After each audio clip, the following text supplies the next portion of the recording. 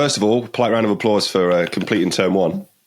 Woohoo! That one out there for everyone. Term 1 completed it, mate. Mike, round of applause. How was it? How was everyone's term? How was the finish? That good, huh? That good. Just like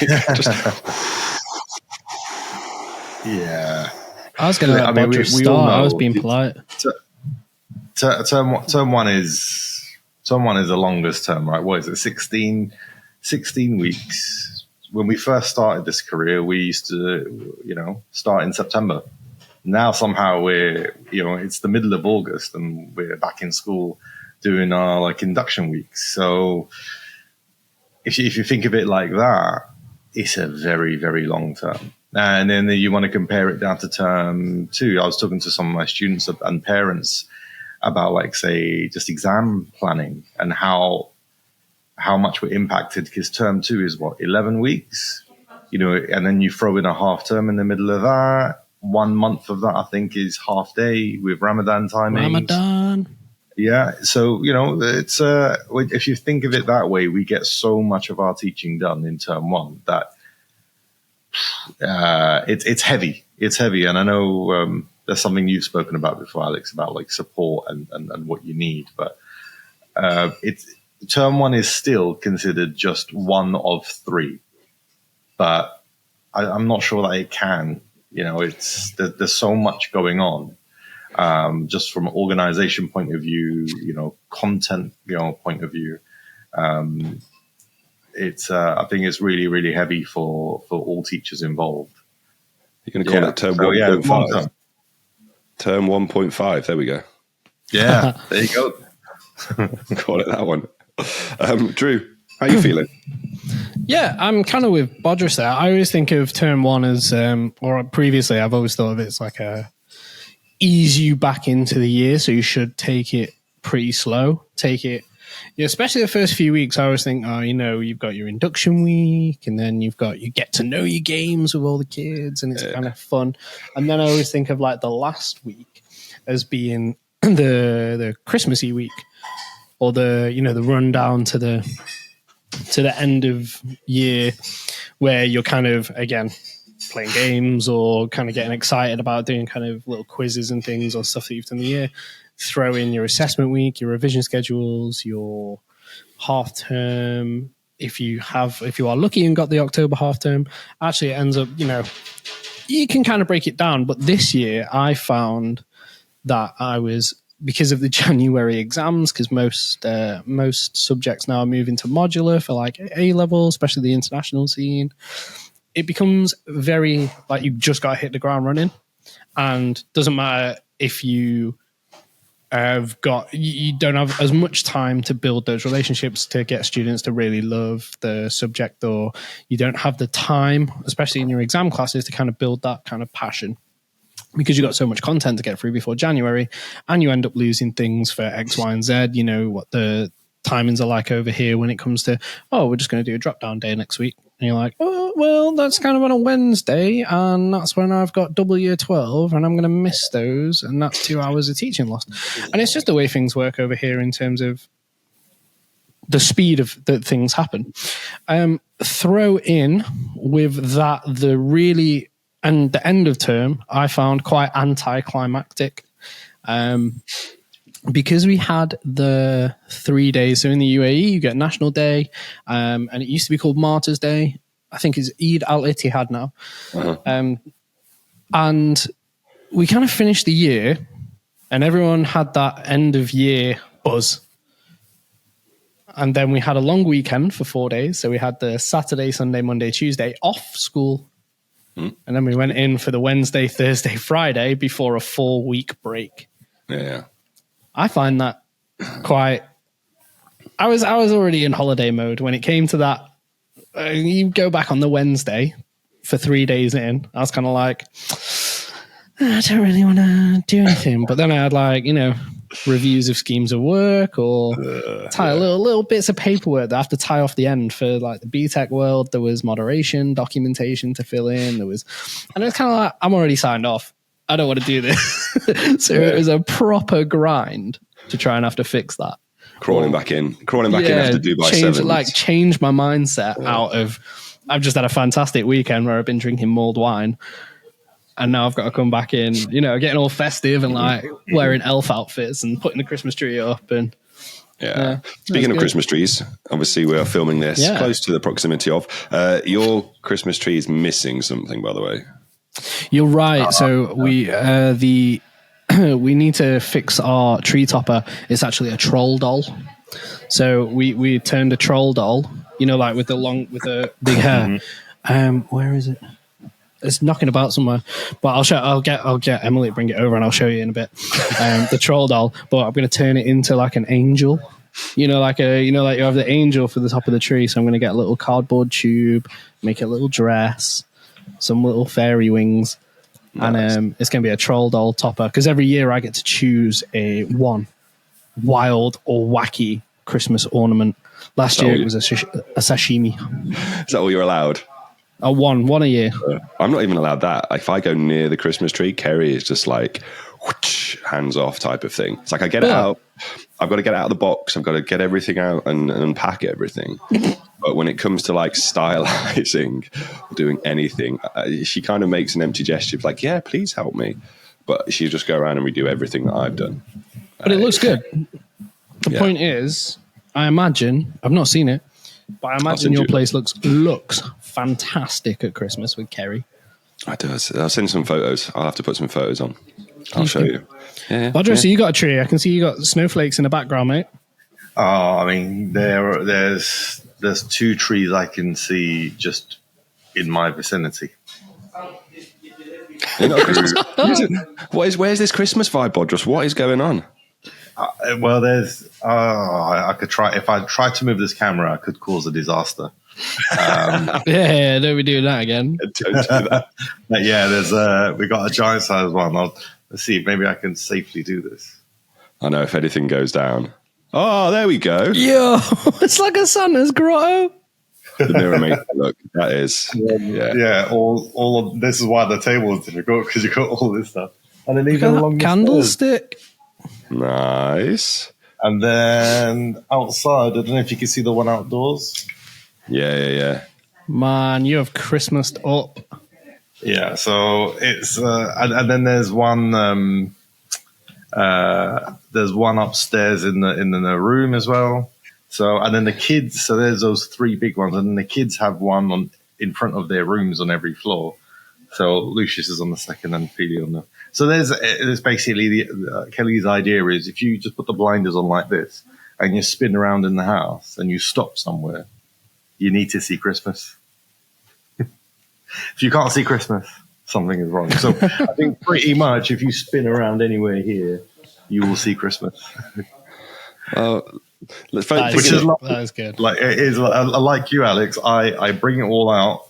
I don't get involved with the artistic element of it, and you know what? Better for it. Like if it looks this good, you don't want me trying to add my artistic touch. No, I like to think that I have value to add, but the reality is I really don't when it comes to this. It's just what it is. Well, as we're talking about Christmas and winter breaks, let's just stay with this then for a moment, because obviously we have been given this extended break. We've got 4 weeks. What are you planning to do? Like loads of conversation between teachers at the end of terms, like, are you staying? Are you traveling? What are people doing? Drew, what are your intentions for Christmas, my friend? What are you doing? Yeah, so I've actually got one real thing that I'm really, really pushing to stick to. And it's something that dropped off the wagon this term because of timing, but I really want to get back into my fitness, get back into the gym more. And it's been going well. We're on day 5 of the break so far, but it has been going very well. Been getting in the gym as much as I wanted to. Managed to hit at least a cardio session 3 times, strength session twice. It's good. You know, took a rest day yesterday. Did you say day 5? Yeah, so we got Saturday, Sunday, Monday, Tuesday, Wednesday, day 6. Is it Thursday today? Yeah, day 6. So it's day 6 of the. Is day. Should we rewind back on this? No, So I really want to hit the gym as well. Clearly, need to start hitting the calendar as well. Okay, day 6. And yeah, I wanted to get my routine back. That was this term I've fallen off the wagon with food and eaten an awful lot. Fallen off the wagon. I say off the wagon, like my diet's always been pretty good. But it's the festive season, in it, and it's like, so it's nice to be able to wake up and cook what I want for breakfast rather than just eating whatever's lying around the house and speeding through. You mean whatever to try Emily and make gives you? dinner? Yeah, that kind of stuff. No, because Em's super healthy, so Does she not feed you? Yeah, if I want to eat like rabbit food, then yeah. If would you like a nice pomegranate salad? Not really. No. Sounds lovely. Yeah. No. So that's been my real focus. Like that's what I want to do with the break this year. I don't want to. We're not traveling. No, the winter in Dubai is so good. The weather is beautiful, and it was kind of epitomized last night. We went to the Madden out to the Christmas markets last night because we've got family out visiting, and it was heaving. There were so many people there, but the weather was beautiful. We had dinner outside. It was really, really wonderful. But yeah, that's it. Pottering around Dubai, doing things we like, and getting in and out of the gym. Nice. Bodris, what about yourself? I think, you know what, if pre-kids, this would have been, I think Kelly and I would have been on a plane trying to travel probably to France for Christmas with our family. And I think we'd love to do that again soon. It's just at the moment, just feel like it'd be a challenge with the kids being, 4 and 5 years old. And obviously Kelly doesn't get the school holidays, right? So even though you've got these 4 weeks, she's taken the Christmas and New Year's week. So these 2 weeks to actually allow me to do things and for the kids not to be bored with my idea of fun activities. Got Ophelia in like a dance camp. Nice. And so, yeah, she's doing that. And she loves that. I think this week the theme is demon hunters. So there's, they do all these activities, build up to the end of the week. Friday go down and there's tomorrow there's a performance. So that's lovely. And Lucius is over at the Arbor School, and they've got a 2-week camp. And it's just, there's lots of camps out there, but it really helps, I found, when there's specific, like with Arbor, they've got a lovely setting, don't they? A lot of nature there. And like Drew, you said, the weather's so incredible. A school like that, you've got that setting, is perfect for them. I mean, they don't have to work too hard, do they, to give the kids a great experience. You take them on a little walk and they'd be delighted. So yeah, that's the first 2 weeks while they're doing that.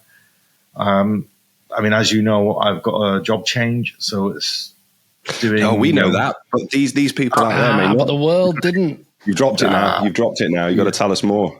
Yeah, so stepping into the role of head of English at the School of Research and Innovation. So GEMS is big new school. There's a lot of attention on this school. And the world's finest school, isn't it? That's what they've advertised as, the world's finest school. Yes, yeah, that's right. And I think like those are like the ideas behind it. And what that actually looks like on the ground is essentially what we're spending weeks on. There's direction from the principal, direction from, the senior leadership team. And then all the plans that I'm making have to tie into that and also kind of align with, other things that GEMS are pushing. So, reading is a big thing wherever you go. It's such a big, with the whole screen time, reading is something that's really been impacted. But obviously in at SRI, it's how do you approach it? And I think everyone's got this idea that maybe SRI is like everything is digital, and the reality is that's not the point of it. The reality is any time that you bring technology in front of the children, there has to be a reason for it. There are books, so they're using books. So it's still in an interesting way. I'd love for you to come down one day, but it's still traditional, right? Still traditional with our planning. And then but hey, we've got this suite of technology that you can access. So they've got like a partnership with Microsoft. They've got, so every single on Microsoft Teams, every app, those add-ons, everything is available, like the whole suite.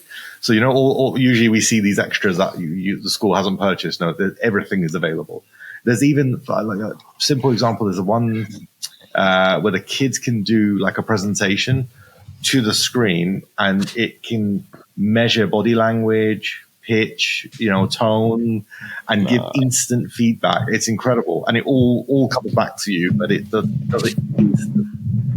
So there are these tools that I've got to basically play around with, right, to make sure I'm familiar. So that's exciting.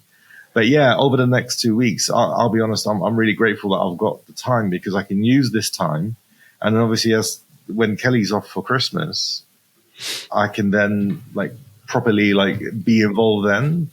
Otherwise, can you imagine, it will be Christmassy stuff going on. There's, kids wanting to bake, and I've already said to them, we're going to do pigs in blankets together, and they're very excited about cooking with me. But I would be like, oh, sorry guys, I got to rush off and prep, for January or plan. So I think from that perspective, it's really, really useful. Really useful. Yeah. So yeah, no, I'm definitely grateful for it this time around. But who knows? Next year, I'd love to travel with the kids. Yeah, I think we've said this. Like Kerry's obviously shifted, so she's now self-employed. So by the way, if anyone needs an interior designer or anything like that in Dubai, hit us up. Just got shameless plugs. But we did it in summer. We did it in summer. We did 5 weeks in summer, and then said, well, we're not going to be able to do anything at Christmas. But however much we love being here with aging families back in the UK, and just how it is, we kind of said, look, we'll travel next Christmas back to the UK. But it begs the question, and what do we do for summer if we're going to travel at Christmas? Because I don't know about you guys, and I don't know if, again, international teachers, what they're going to say about this is traveling back to your home country never really feels like a holiday. One of the benefits, I think, of being here in the hub is how close your Sri Lankas, your Maldives, your Mauritius, and all those other parts that are 4 hours away, being able to travel there. And I think it frustrates me a little bit because we've never taken it up. And I think this winter break, what you're seeing, friends we're talking to, like, oh, I'm going to spend a week, just going to go here, and I'll still be back on the 22nd type of thing, and then do Christmas and whatnot. I think that's the nice part for it. But yeah, traveling with kids is always difficult. But it's that idea of, is it a holiday or are you just going back to visit family? Yeah, I totally agree with you, Alex. I'm gonna slag off my home country here a little bit. I hate going back. I don't go back as much as I can avoid it. The only reason I go back is seeing family and friends. Yeah. Luckily, I guess on the point you're talking about there, I don't have children, so there's not anything that my parents are missing out on of, we don't get to see the grandkids, or there's none of that, because I just go, nah, mum, dad, we're going to go to South Africa for this summer break because we want to live our lives. And they're like, yeah, don't worry about it, enjoy. And I say, if you want to see me, you can always come and stay with us. You can always, and they go, yeah, we're going to go to Portugal, or we're going to go to Benidorm for the week. I'm like, yeah, so you guys do that. You guys do your thing, I'll do my thing. And we still, it's not like we have a bad relationship. We have a great relationship, my parents and I. It's just, we don't spend that time together as much as we do. But what we do is we spend 2 hours on video call like twice a month. So when we are spending time together, we're doing exactly what we would do. And my mum and I even go and get like little cocktails and stuff, and we'll sit and have a cocktail. Oh, we'll have a beer together. But it's just we're doing it through video chat because you can do that now, and it's not like I'm going months and months without seeing them. It's not like I don't speak to them. WhatsApp them every day, and my little sister's had 2 babies. They're not really babies anymore, but she sends pictures of the kids and videos and stuff, and we send videos across. And there's always like, as much as I used to think, oh, I'm really going to miss out here. Actually, not missing out too much. There is that little bit of if it's someone's birthday party or if there's a spontaneous barbecue. If in Manchester there is an afternoon of sun, which is a very rare thing, but if there is, and the boys in my WhatsApp group back home will go, all right, everyone's round to Sam's house and we're going to have a barbecue. I kind of like, I am missing that. But you can't plan for that because there's times where I've been home in the summer for 4 weeks.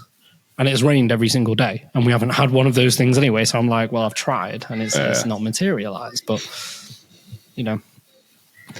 It's like, we just kind of pile around to Joe's now, don't we? Joe's Backyard. We are not sponsored by Joe's Backyard, but if Joe's Backyard are listening, and they do a fantastic teachers deal, and if you would like to sponsor us some money, then please. Do you reckon we could ask them if we could do a live show from there? Oh, that'd be cool. Alex, I refer you back to our pilot of this international classroom podcast. It was the second episode outside with the birds. No, I'm talking about the very first one where we were on my couch and we had a bottle of rum. You mean the video? You mean the episode that never aired? Yeah. The original pilot. I don't know if I even still have that. Yeah, we tried to do it at Drew's on the couch at Drew's with a few drinks, like it was a proper. Yeah. It went downhill very quickly. We ended up in Barasti. However, I think we're as a slightly older, more professional setup now. We could do a nice little. I don't know how we do with the noise cancellation. That's because it would be noisy. Yeah, but it would be interesting. You never know. It's a good place. There we go. And I guess that's the way we started our winter break is, everyone catching up before everyone was flying off. And then we realized no one was actually leaving the country this year. So all our friends are actually staying. So we were like, okay, well, we can do this again in 2 weeks' time. And that's it. We can actually plan stuff. I tell you the great thing. Sorry, I'm talking an awful lot today. I've had 2 coffees. The great thing about having this period of time off is I feel like we can kind of experience that touristy life in the UAE, and we can go for like business lunches that we wouldn't usually. I know you can do that in October, in the October break, or you can do that in the other holiday times that you've got other vacation periods. But this one is where like, oh, well, if it doesn't happen this week, it's not the end of the world because I've got another 3 weeks to get it done, and I will go and do that. And there's things that I'm kind of like going, I need to tick that off, and I want to go and experience this, or I want to go and do this brunch, or I want to go and do this business lunch, or I want to go and kind of things that in such a short space of time, when you've got that time off, if you've only got a week off, or you're kind of catching up on life admin, so I need to go get the car serviced, or I need to go and do all that kind of stuff. You can do all that in the first week, and then you've got 3 weeks to just enjoy. Amazing. We are 25 minutes into this. Believe it or not, ladies and gents, there is structure. I did actually create some questions this time and send it out. And it's taken me 25 minutes to get to probably the first question, which we all kind of agreed on anyway, which was, it was to do with things that have basically gone wrong this term, the messy part of teaching. So we're going to start with this question. You want to go first, Drew, or you want to go last? No, I was pointing to Bodris. So Bodris, I'm going to ask you. We'll start with this question. What's one thing that completely didn't go to plan this term for you? Oh God, I think we're honest. So many things, when we deliver, we're swans, aren't we? On the surface, everything is fine, but there are always things. I think for me, the kids that I had were new to me, and so you have a plan, and each school is very unique. So, when I was at DBS, DBS has that more, I'm going to say, more traditional British school culture where you've got a team, everyone's got 20 years experience plus. Everyone will have their own plan, and they'll teach the text in the way that they enjoy, and it will unravel in a way. And they know the kids. The kids are consistent. They've been with us since most of them FS1. Staff have been there a long time, and I think that you underestimate how useful that is, because what they're interested in. There's a shared culture, and I think when we're talking about like some of the educational theories from like the 80s that came out of some of the researchers in London, it's that traditional thing of a bridge, and we're on one side with the knowledge we want to impart. The kids are on the other side with their own context, and we need to both kind of walk across that bridge together. And that was easy at DBS. At GWA, where it's very international, and again, DBS is international too, but at GWA there's a lot more movement, a lot more staff change. We've got some much older veteran teachers, we've got some younger teachers, and with such a mix, the planning is the same for everyone. So just as a way of managing everyone, it's one plan, and all classes experience that same plan. And I think it's more maybe to do with the size of the school. And obviously each teacher will adapt, but I think sometimes when you get to know your kids, what you realize is I'm gonna just change some of these things completely, because I'm not reaching them, and I felt like the first 2 weeks really helped. When you do those induction lessons, like introductory ones where getting to know me, that helped so much, because I was like, okay, this is who I am. And then they got to share things about themselves. And then I had to take that away and think, oh, let me look at these plans I've been given and think how much needs to change. So yeah, it's a lot of learning there though, right? It's the idea of sometimes organizations like prescriptive plans. On paper, it looks great. There's an element of control, but the reality, the kids are not all the same. Each class is not the same. So why would one model, one lesson, why would that work? Why would one text work? Right? Like, for example, DBS, we used to have a list of texts. And the idea was at the beginning of the year, we would say, I actually like this. We'd say it before the summer. I'd like this text for that group. I just think it would work better. But, the students that we've got, the ability level. Also, DBS was streamed and GWA was mixed ability. So that was where you got the word messy, or that was definitely a little bit messier. I've heard so much about this idea of should you be mixed ability, or I don't know, man. It was tough. That was really, I think, not necessarily for me as a teacher to deliver that. It was tough for those kids in the classes. I can see how those right at the bottom who have just acquired English recently. Desperately trying, and you give them the support. Many of them had LSAs, but having just recently come from a school where they streamed, I know that they would be thriving more if they had more time to do some more of the basics. Do you know what I mean?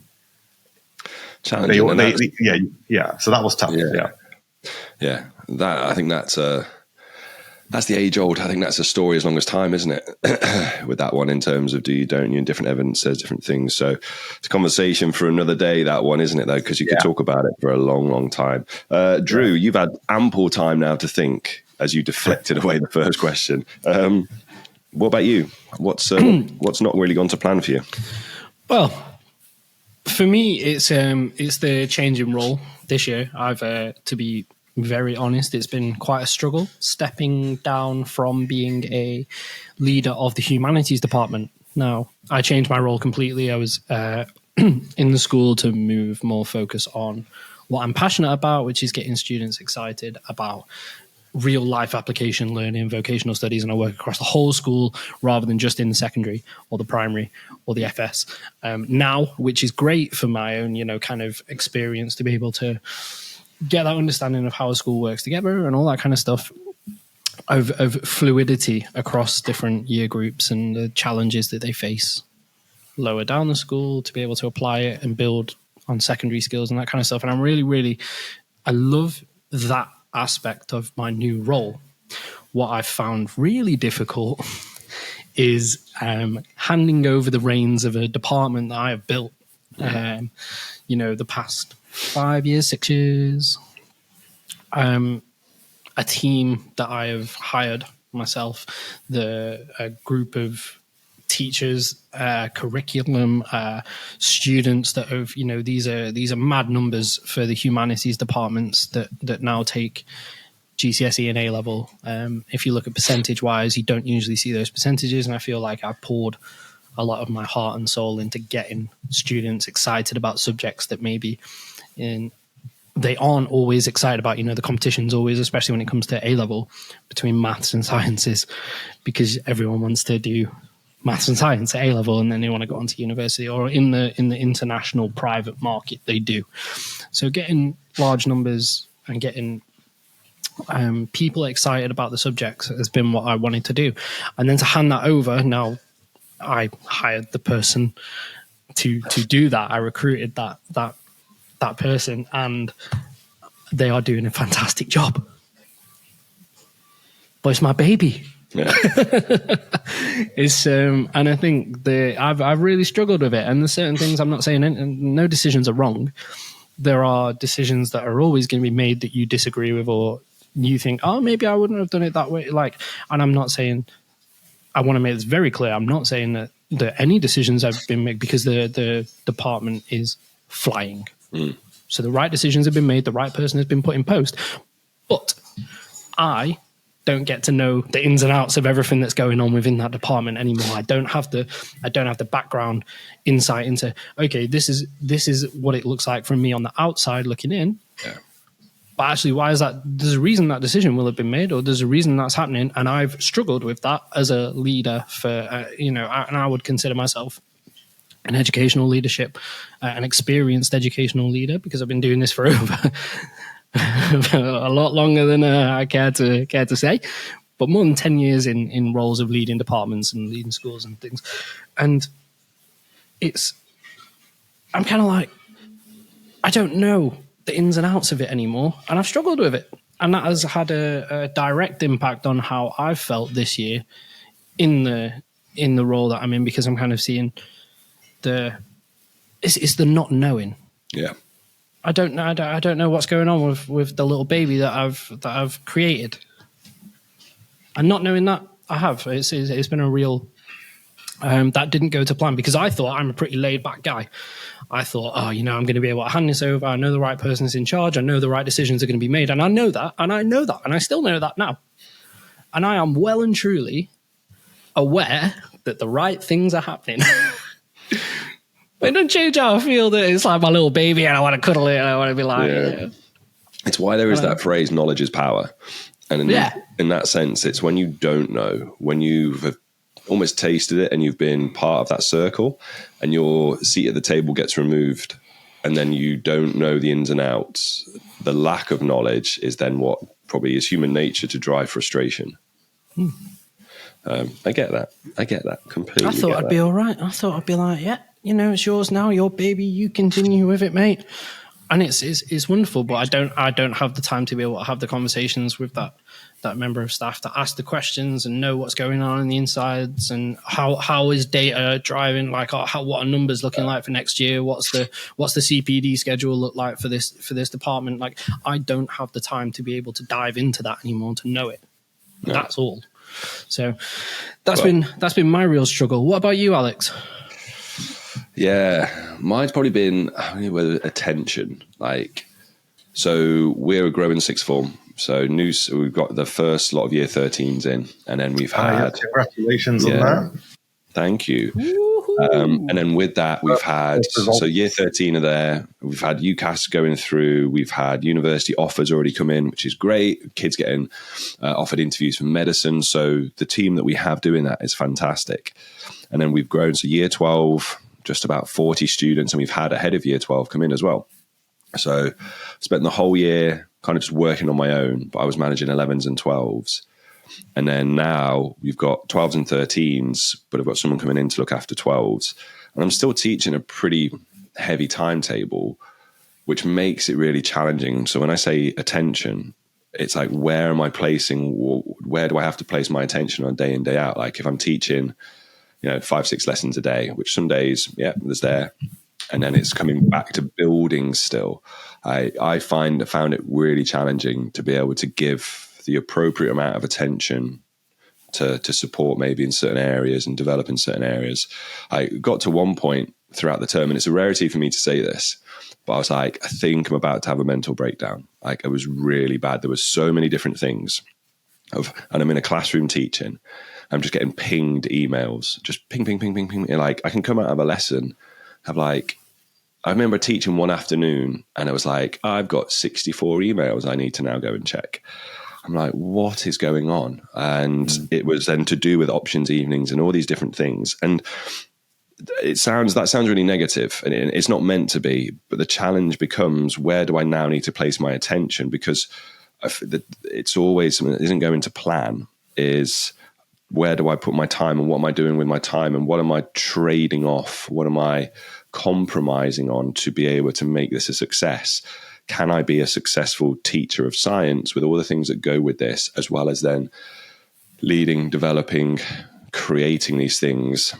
And that's why when someone said to me the other day, actually, it's like, oh, you're still podcasting? I was like, yeah, but I've taken a massive step back from it, just because of the time wise that's required to be with family and friends and do the job, and actually have the mental fortitude to get through it and survive the term, which is why I probably sound like I do now, because I've got a cold.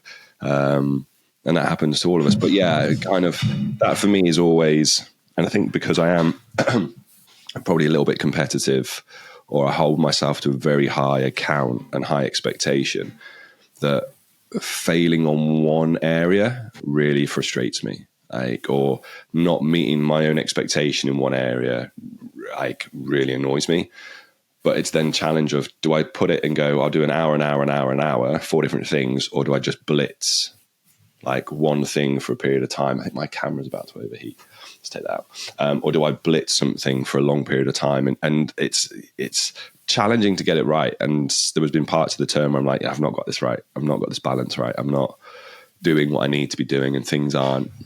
And other times where I'm like, no, this is good, when the kids are going, I've got my university offer, I've been accepted into this place, or I've got an interview for this, and you're like, oh, this is like a very proud feeling of it. So challenging there. So it's one of those things I want to be better at. I have a follow-up question then for you, Alex, if that's okay. What do you think you could take away from what's happened this term that can make you better prepared for next term, in that same, if that same situation comes up and you do find yourself too thinly spread? Yeah, I think that's one of the challenges of teaching. One of the challenges of leading is that the science department, I'm still a fully fledged science teacher. So I've got 21 lessons within that, and general studies that I lead on as well. So creating things for that.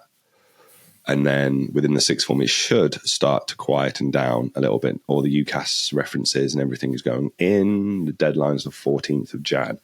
My side, I always look at proper preparation and planning. You've heard me say this before numerous times. Proper preparation and planning prevents poor performance. So I will use some of this holiday time to plan and prepare for that. Whether it's like, right, let's get a bulk of lessons done and out of the way.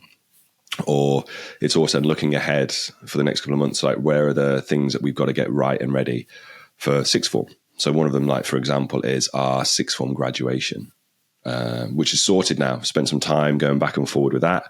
And we have our sixth form graduation ceremony, like a proper parental ceremony, sorted. Deposits paid. It is in an amazing venue as well, which I'm super happy with, because I've pushed this. Have I told you where it's at? No, you have not. So we're having our sixth form leavers ceremony at the Museum of the Future. Wow. No way. That is really cool. That is really good. Yeah. So I can say, because all the kids, it's all been, I think they've announced it and things have been paid and sorted. This isn't one of those things where like we know before the parents and kids and other teachers know. No, I had kids coming up to me going, "Sir, we having our," I went, "How do you know this?" I went, "Oh, such and such said." I was like, "What? I was told not to say anything." That is so good. Yeah. So little things that go with that you kind of think, oh, is this my job as a teacher? And then you have to take a step back and go, but I'm not just a teacher. Like there are many strings to my role, and it's that. So for me, I have it written out in terms of what hat am I wearing. Like I talk a lot about that with people, about the hats you have to wear. So mine have been blurred a little bit. So for me, moving forward, I would look at and go really just niching into the hat I've got on for that period of time and the work I'm doing for that period of time. So the hat I'm wearing right now would be like, this is my leadership hat. No, this is my teaching hat. And even when I plan stuff out in my to-do, in my book, I'll be like TL, so teaching, leading. And then it'll be like home stuff, so I can identify specifically what goes into it. It's just giving the time and attention over to it. That for me is what I would look at. Oh, thanks, I've got one question for you before you move on. It's an interrogation now. Yeah, you mentioned emails. Yeah. And it's like communication is one of those is one of those questions you get in an interview, right? Like, how would you disseminate information? And it's like the first, entry level leadership kind of question. And people come up with all these wonderful answers when it comes to an interview, and yet the reality is things are most of the time emailed. Parents email, staff email. There are, and then there are personal emails, as in HR will email you. Oh, you need to update this. You need to sign. There's a new document you need to sign. So there are that still work, but that's personal. And you say there's so many hats. Those 65 emails. Did you find them pertinent, or is there something moving into January that you might do to help reduce the number of emails that you get? Because surely you shouldn't be getting 65 emails. Do you see what I mean? Something is happening there that is not productive. Yeah. The context to that is I'm obviously attached to a lot of different groups for emails, one of them being duty on call. So we've shifted away from using the Google Messenger, and we then have the emails. So we have duty on call. So heads of year and sort of senior leaders are in this. So if a student's missing, for example, there's always a member of staff on duty for a period, but everyone's attached into the email. So if kids aren't turning up, so what you'll find is it's a chain. So I can look at those emails. I can just say, if it's duty, I'm just going to be like, bing, I'm not on duty for that. Just delete them off, and that takes away near enough 50% of the emails. It's administrative emails, the things like that go away.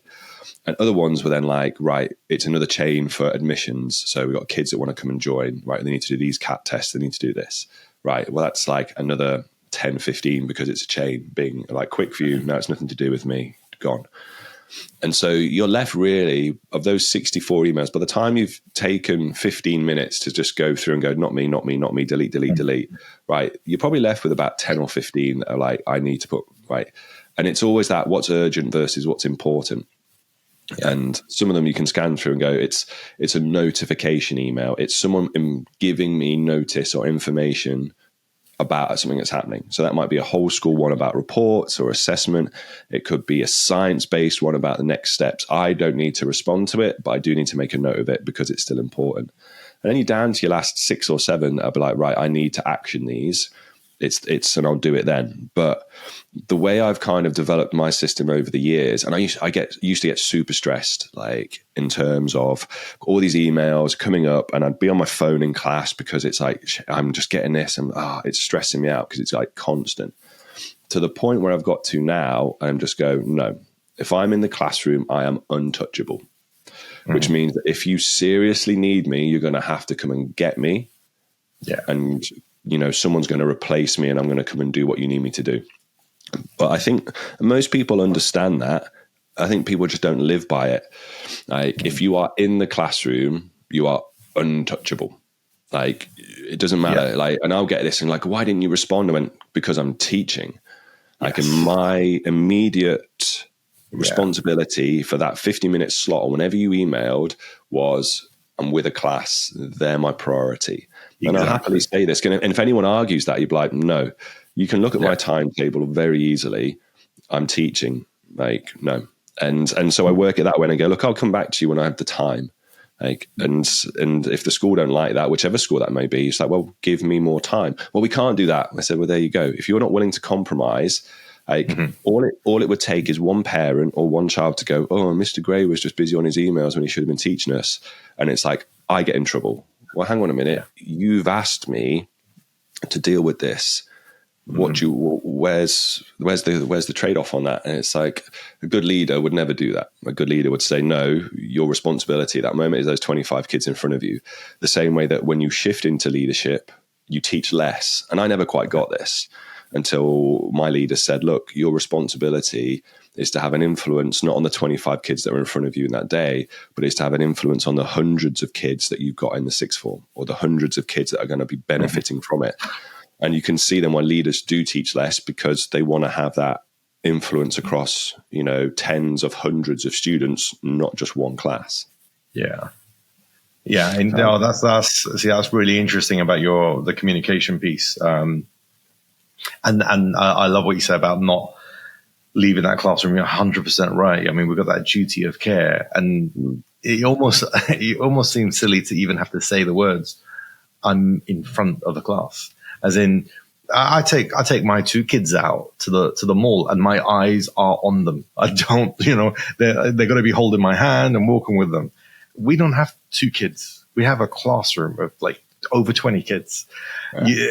And so I think anyone with children can appreciate, you turn away to like answer an email, or you are not with them. It's that communication piece. I'm just curious about it, because I feel like if there's a department thing that needs to be focused on, I'm thinking I would rather have like a Teams group for my department, and everything is there, so they don't have to search their inbox, because they may have been teaching, and then by the time they get to their inbox, they've got 65 emails, and buried within there somewhere is this important. Whereas if anything to do with the department, it's straight onto, they just you go to the appropriate Teams folder, and updates are there, right? Or you get a notification that there's been a post in that channel. And that could be if you're a head of year, or, within a department, and like you say, admissions team. And there could be so many, especially for you, so many hats. Head of sixth form is such a big job, because you're head of a school, really, and you're involved in all these moving parts.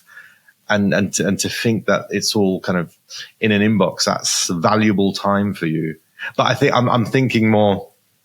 As you could tell, I'm doing another course, aren't I? So I'm thinking more operationally, and thinking about systems. It is the biggest challenge.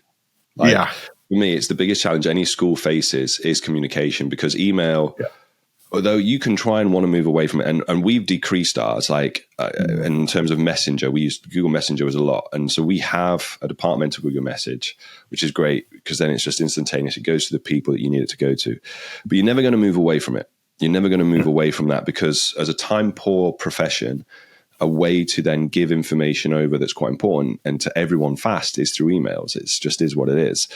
There are other things, and Drew will attest to this probably from a teaching and learning, and when we do professional development, is like things that can be put into an email versus things that can be said to people. And you've got to pick and choose what you say and how you say it, and getting everyone together.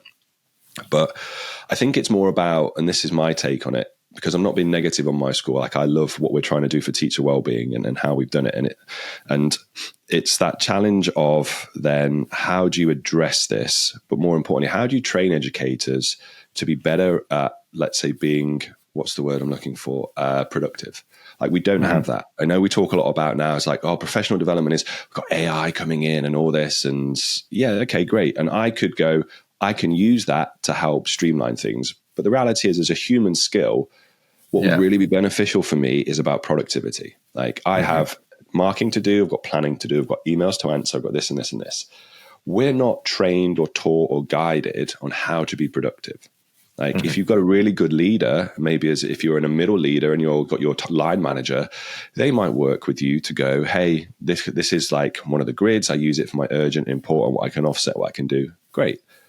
But every teacher, I think, would benefit from at least a little bit of productivity training, like just something along those lines to help them overcome that, because it's so easy to become overwhelmed and burnt out with too many emails, too many to-dos. I don't know what to do first. What's the most important thing here? It's a real, real challenge.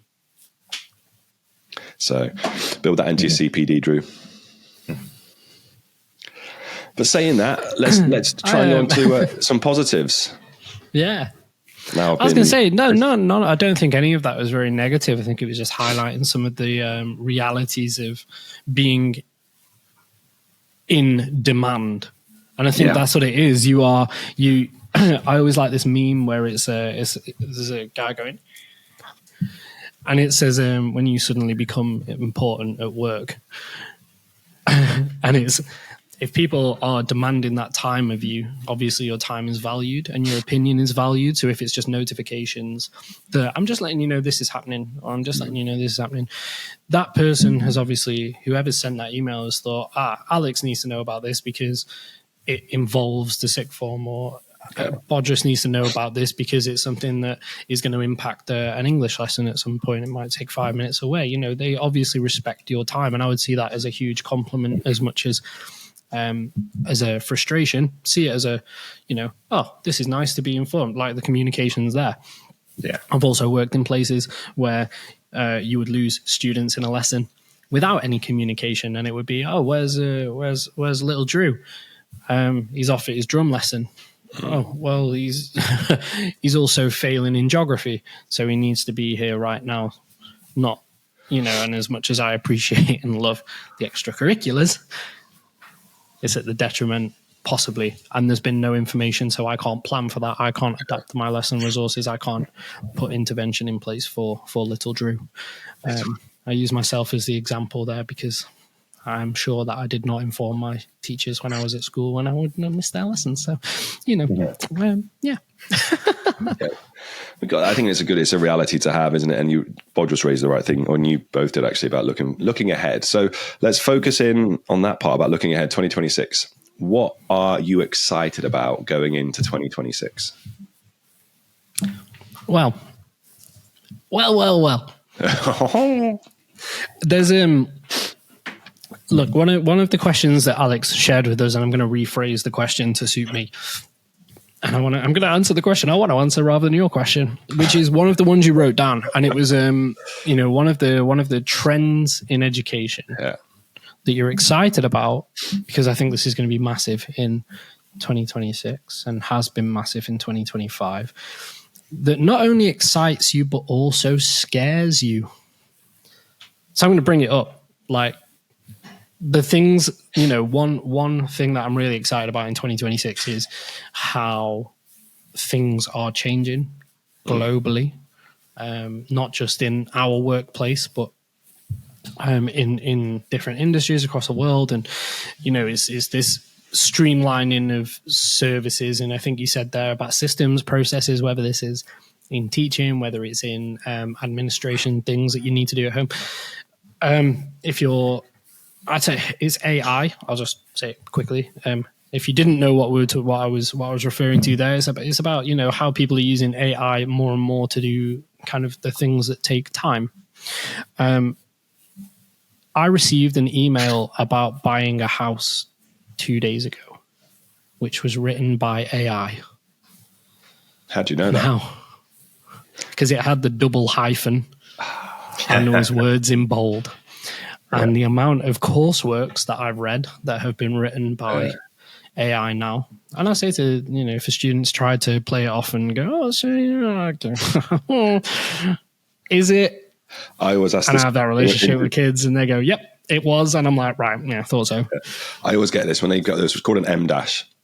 And I said this at a talk I was giving on Monday, and I was like, if you really want to check, just say, hey, yeah, you can tell me what it means. Great. Like Bodros will probably be able to say from an English perspective what an M- represents. But then go, okay, so how do you actually implement it on your keyboard? And nobody knows. Nobody knows how to activate an M- unless you use them properly. So there's always my telltale sign. It's like, okay, just show me how you do an M-. So this was it, but this was from an agent who I had been working with for a while, and we were in the process of purchasing a property, and I got this email, and I was like, this is a chat GPT email. I'm paying you an awful lot of money, and this is taking you 30 seconds to write out this quite in-depth report and then I thought to myself, hang on a minute, Drew, this person's probably got a lot of these that they generate and that they're writing. It's probably pretty accurate. It wasn't. It was inaccurate. The information that I was given was inaccurate, and that could have led to me spending money. So as things that excite me, yes, of course, trying to reduce my workload, trying to, organize my home self, my business self, my teaching self. Like, yes, there's ways of streamlining it, but then are people, my biggest fear now is, are people becoming lazy? Are people hoping that I don't need to check over it because it's always right? And actually, that could have cost me 20,000 dirham or whatever on building something or fixing something that didn't actually need to be fixed or didn't need to be changed or has gone to. And that's my big one.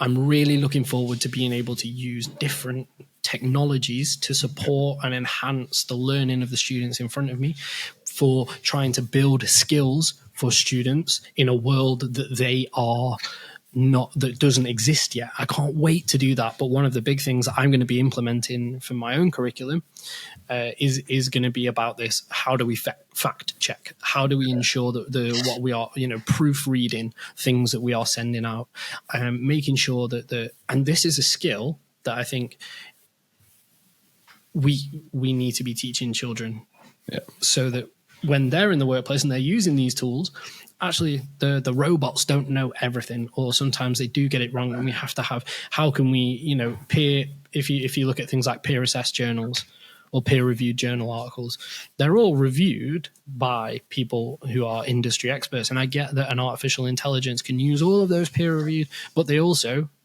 use all the garbage that's out there as well. Yeah.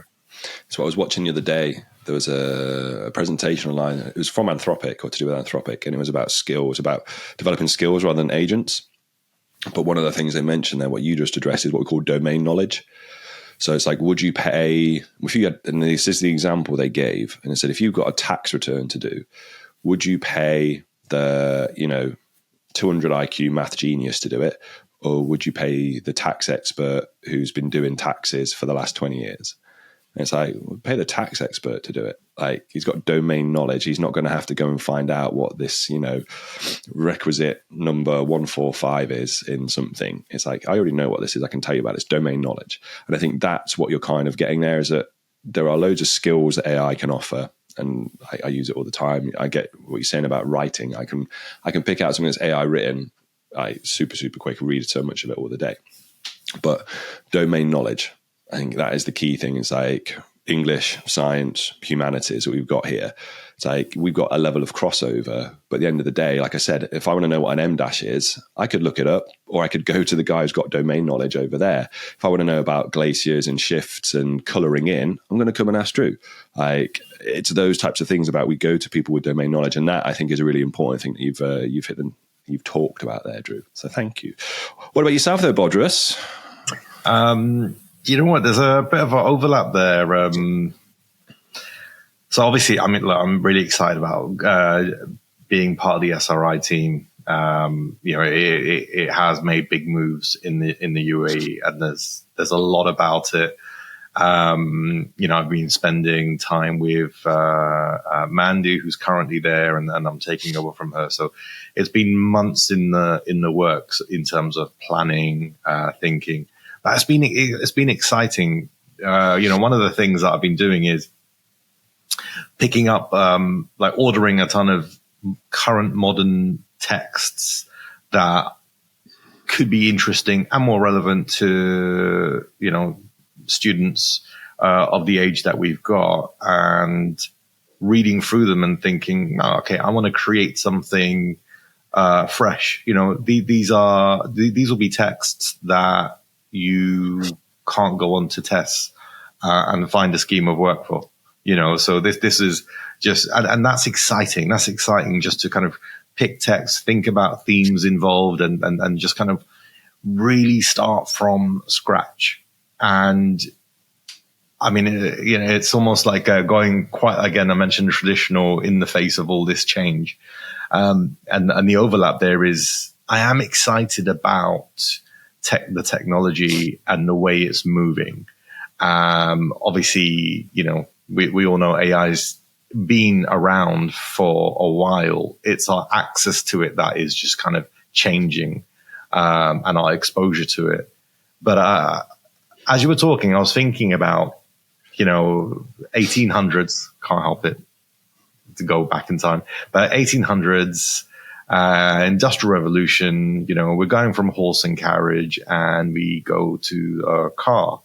And I feel like with this new level of technology that we have access to, it's like having a car, but we still need a highway code, right? Yeah. And there are people who drive dangerously, and there are those of us who, are very skilled at driving. And I think it's like you were saying, Alex, there's skills and AI has a purpose. And I think whenever it gets branded or judged or AI made a mistake, if you're going to drive without indicating and not change gears appropriately, you're not going to blame the car. And so I think the same is true. I feel that I'm excited about what we can do. And I think with the new school, I think there's a lot of, they've got idea people and experienced people. So the idea is we can come up with something, and as long as we can back it up, there could be an opportunity to implement things. And it doesn't matter that no other school in the country has it, but if we think it's great, they'll give it a try. And so some of the things that I'm interested to discuss with the team are things like not having AI gurus, but actually having, AI CPD instructors, because a guru sounds like someone who's gone out there and they got a feel for it. But where's can you imagine sending someone out with every department, tell me what are your pain points? Okay. One person's job is to go out there and see what tools there are that can, remedy those pain points, and then come back and deliver that, and then allow each department, through this kind of filter to say, well, okay, you've given me two options. Let's try it out as a department. We'll let you know if one of those work or none of those work. And because it's time, right? Time to play around. And just like I'm doing with my books in, ordering a ton of books from Amazon, reading through them and seeing how I feel about it. And that's about books. And I'm still doing that, deciding what's relevant to the children today. We can't keep using the same old stories that we've always taught. And so Of Mice and Men is an absolute classic. I will cut in here and say that Slim is a legend. There are, the canon is of Mice and Men is not part of the canon, but we've got canonical texts that we look at. And yes, Shakespeare and Dickens, and we've got some of these texts that are there because they give us the structure, right? Like that was the foundational texts that give us sort of a line. It's like, you need to know how to paint and color, primary colors and secondary colors before you start, doing Andy Warhol. You need your basics. And so I feel like if I'm doing that with books, it'd be brilliant if we've also got people out there who are with an actual mandate to go out and find those tools. And so, because I feel like, Alex, you mentioned this about time. who has the time to appropriately vet the number of tools that we have out now?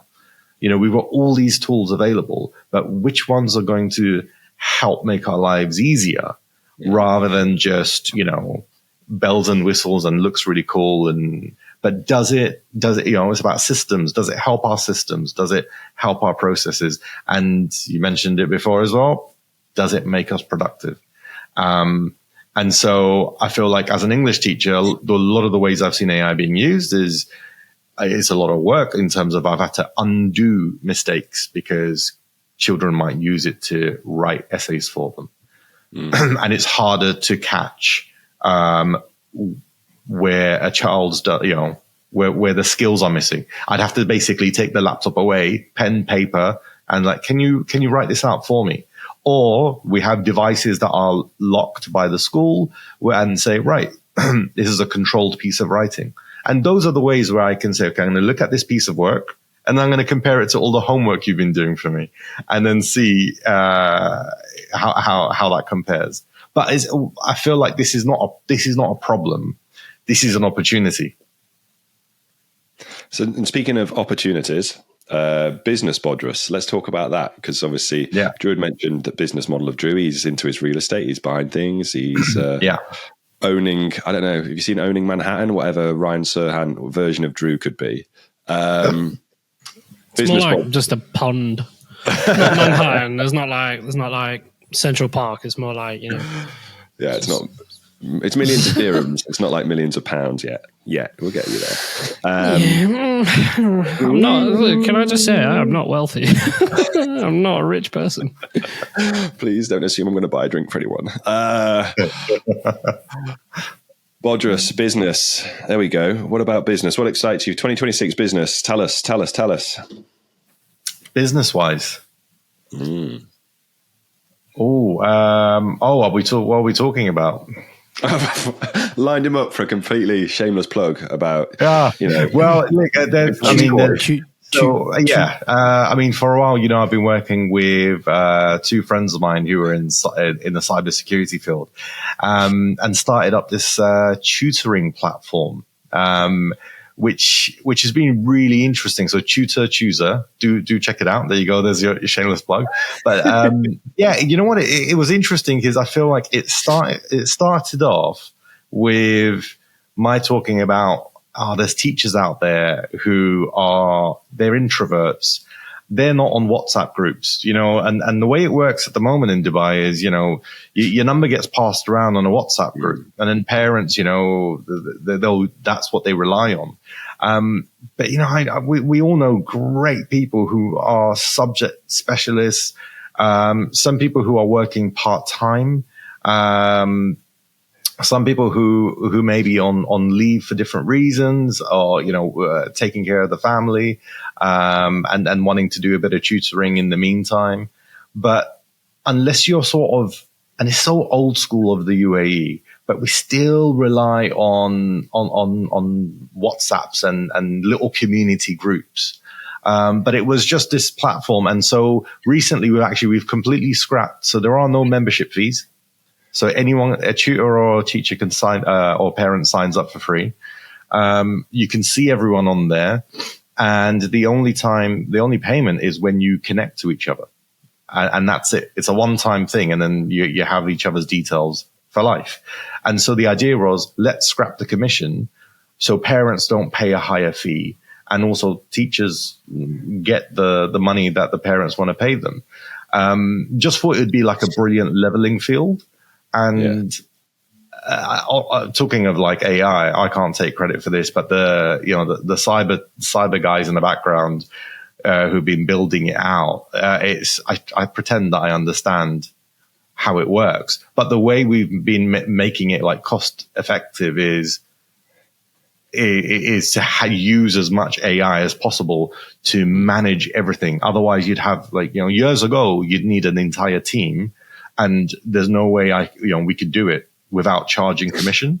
But AI's allowed us to automate so many things. And because of that, don't have to charge commission. So yeah, really interesting. Do check it out and have a little browse through. But yeah, there was a parents' evening I had the last week of school, and I had a parent come up to me and say, "Oh, I know you're changing schools, and could I grab your number and do you tutor?" I was like, "Oh, I've not really tutored for years." Balance of work life and personal website, you'll be able to find one. That might be, but it was genuinely like, because she looked at me, she's like, "Do you know anyone?" And what would it have turned into? It would have been another one of those, I'll take my number, I'll WhatsApp you, I'll WhatsApp you guys and say, "Hey, do you know anyone?" I'm like, Jesus Christ, like there's thousands and thousands of teachers in the UAE. Surely someone's out there. Let's see. Hopefully, helps the people who need to find the people that they're looking for. That's the key. So that is really exciting. So let's see how that goes. Fantastic. How about you, Alex? Any business ideas coming forward for the future? I've got a few. So most people probably know I've obviously with AI massive into that, but over the last probably 6 weeks I've started doing a lot more coding and using AI to do it. Like we did a webinar myself, a guy called Darren Coxon, who's based in the UK, who's steps ahead of where I'm at with it, and learned a lot from him. But he's kind of produced full stack applications, embedded AI as well, looking for schools. So I've kind of followed suit, and from a tutoring perspective, looked at where pain points were for me, and that was obviously just with organizing and managing things. So I've coded a platform out. It's called Duxa, D-U-X-A, and Dux is Latin for to lead and guide. So I thought it was quite an appropriate one. Actually, trying to find a domain name that hasn't already been taken, by the way, is super challenging. So you got to get creative with these things. I've got one for you. Go on. Get your ducks in a row. There you go. You go. You can have that one. You can pretend it was yours. Thanks. No, I'll give you credit to it. We'll quote it. I'll put it on the landing page today. But yeah, so, and then you do your market research and go, well, there's 2 or 3 big companies out there, but they're mainly for tutoring companies, and they're only really based in America. There's nothing international. It's like, how do I go about doing this? So yeah, I've put this out there. It'll hard launch 1st of January is the plan. So it's out. People can go. You can get on the waiting list. You can start having a look at it. And so did that. And then someone approached me and went, could you do one for coaches? Could you do the same thing for coaches?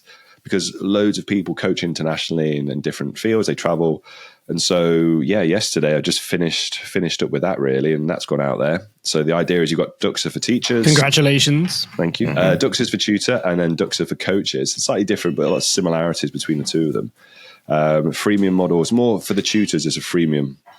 So it's like you got 3 or 5, which most teachers, 3 or 5 kids go on. It's a bit like Calendly meets kind of, it can integrate with your Google Calendar. You can do all your applications on there. You can track your money, who's paid. It connects. Does it work with Microsoft? Not at the moment. I need to get that one in there. Will it? Yes, it will. Because I'm a Microsoft boy. None of this Google malarkey. It will work with Outlook. So get the calendar one. That's the next task. It integrates to your WhatsApp. So I looked into this, and I don't know if you're saying, but obviously lots of different ones send SMS, or no one does WhatsApp. And the reason why is it's so flipping expensive, like to do like a business WhatsApp. So workaround was most people use it on their device, on their computers and devices anyway, or if you're going on mobile. So this just has a link. So it has a frame. You just click on it if you want to send a reminder, send an invoice, and it will just ping it into your WhatsApp, and you just send it. So the number of the number of the client is saved, and it just automatically, you just press within 2 clicks. It's like dumb, and you've sent it through your WhatsApp straight away. So that was the aim, to try and make it easy, because integrating business WhatsApp APIs, you can do it, but it's so expensive. And then the cost of everything becomes super expensive. The aim is to make this accessible for teachers, tutors worldwide, internationally, that can, they don't have to pay anything, or that they pay a minimum fee and all the money comes to them. I think it's like $12 a month. So $12 is like 40 dirhams, 45 dirhams. And we know what we charge to tutor here. It's like, look, that's like 20% of one session. Yeah. Yeah. for 20% for one session, you can have this for a month, or you pay a lifetime deal. I think the lifetime deal is $150 when you get it for a lifetime. So it's so useful. That's the aim. So it's kind of gone through beta testing, and we want to pitch it out there. Version 1, got ideas for version 2 as well, and other things. So we shall see. 2026, I think, is going to be a year of people who are interested in coding and making things. I've got a few more ideas for Chrome extensions. I was telling you about my Chrome extension, wasn't I, Drew? Yeah. It sounds really good. Like, so, we're not giving anything away. We're not giving anything away. Okay. Sorry, Dad. Only because, I don't know. I've got plans to video it. I want to build in public. Like, it's one of those things to build in public. So, got you. We shall see. I think it's exciting. Someone commented, I put it out there on LinkedIn yesterday, and someone commented and went, if it's this easy, and I went, whoa, I never said it was easy. You can go do it then. Go on, lad. Yeah, I went, this takes, it takes time, and it takes effort, and it takes like discipline. And it's taken me 50 hours, maybe if not more, to do it. And so, that excites me. That excites me. Super easy. I got 4 weeks off. I'm going to knock one out myself. Go on, for it. Yeah. Go and do it. Exactly. Go and do it. Exactly. Knock yourself out. So, gents, a positive one to finish on. We'll be catching up soon anyway, won't we? We're going on a tour of Dubai. Are we doing it? Are we looking for? Was it the 18th, 19th? We've got it. There's a 18th. calendar. There's a calendar here. I put it in my calendar. So there you go. People, if you want to come out on a tour with us, just drop us a comment. We'll scout you out. Yeah. I'll tell you where we're going to be. You can come in. Or we'll tell you where we're not going to be. Yeah, that'll be it. We're definitely going to be there. If you're a bit weird. It'll be Paul again. Paul, why didn't you invite me on your podcast? I want to come and talk about stuff. John went to the gym with Paul the day before. Yeah. And this is a great story. I took him to my gym, lovely gym, and we had a great strength workout session. We got to the end and I was pretty wiped. I was like, we've been lifting, we've been working pretty hard. And then he just went and jumped on, he's like a chimp, honestly. He just jumped on the pull-up thing and just started doing these like pull-ups with his legs in the air and all sorts. Like it was like a monkey bars. And it's like he's just got all the energy. This guy's 50. He's not 50. No, he's nearly 50. He's 42. He's 50. He's 50.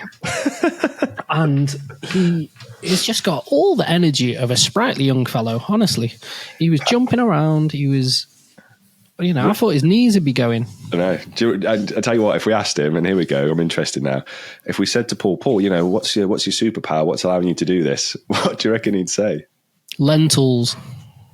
The fact that beans. His kids have almost left the nest. I was going to say, yeah. Yeah, he's not. His kids are all grown up. My kids have all He's got a free man. Veganism. There we go. That's what's veganism. He's a vegan, powered by beans. Powered by beans. Exactly. Anyway, it's on a cap. I'm going to get him a cap. Well, it says powered by beans. Powered by beans. Why not? I think that's a great one.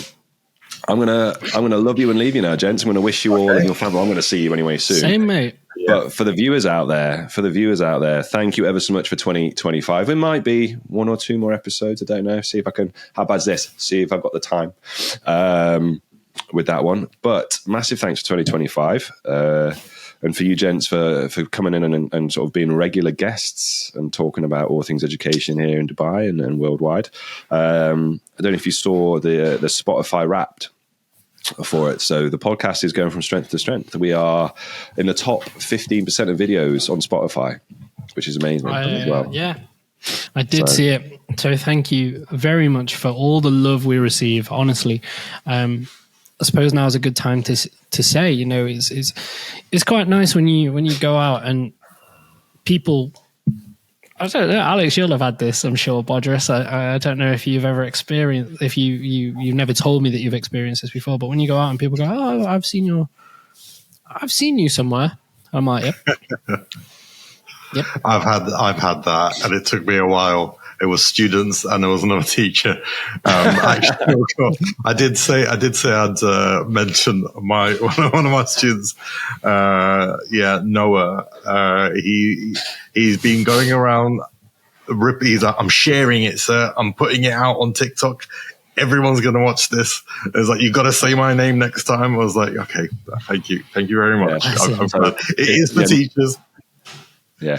So no, if you've made it 1 hour and 20 minutes into this podcast, this is a long one today. It's there as promised. I was just going to say seriously to everyone who does listen, and the only reason that Alex makes these, and the only reason that myself and Bodris ever jump on is because it's, hopefully it brings a little bit of joy to people's lives. Hopefully it shares a little bit of our insight, people who may be moving over. And if we spend an hour and 20 minutes making this, and it helps just one person, I actually think that is an hour and 20 minutes well spent, or it helps one person think that is then going to have an impact on students worldwide, or another student. Like we're trying to put positivity out into the world. And if that makes a difference to just one thing, then it's an hour and 20 minutes well spent. Yeah. And thank you very much for listening and all the lovely comments and things that people make, and do tell your friends about this, because we want to share our experience, and we want to, we do want, podcasts like this live and die by word of mouth. It's not like we have millions and millions of pounds of sponsorship money behind us. And if you like it and you've enjoyed it, share it, please. Yeah. And then we can spread more love and more joy. Yeah. But if you do know someone who has millions of pounds and wants to think of a podcast, or you want to see us go and do imagine that. Let's do a road tour. Could we do a road tour just around? We start at Joe's. We started to do a live show. Let's do a couple of live shows. If you would like to see some live shows in 2026, comment below. Please. And then we get on the guests. We'll go to guests. We could do like a little, let's do it. That'd be cool. That's it. We'll come to your schools. I don't know if we do that. We'll come to a bar near your school. Or something like that. We'll see. It'll be great fun. But we're moderation. We're changed men. Shandy, it's not even 4 pints anymore. Shandy's watered down. That's true, and we got told off for that. And then I actually saw Paul. Like I said, I saw Paul who he was like, "What time did you leave?" I don't drink, do I, Paul? So I was being very well behaved. What time did you leave? 7 hours later. Well, to be fair, we've been a bad influence on him, because when we met him, he was like 2 pints and onto the white wine, and he was done. And Wendy used to have a real go at him. And now look at him. Now look at the man he's become. Fully fledged, functioning alcoholic. I was about to say the same thing. We can delete all this bit. No, never. We're just slagging our friend off. We have to get to the next one. Paul on the podcast. That's what we want. Paul on the podcast. That's what people want. Give the people what they want. Exactly. Right, boys. I'm going to have to leave myself. Yeah. I do love you. Love you and leave you. I love everyone who's listened. So thank you. Love you guys.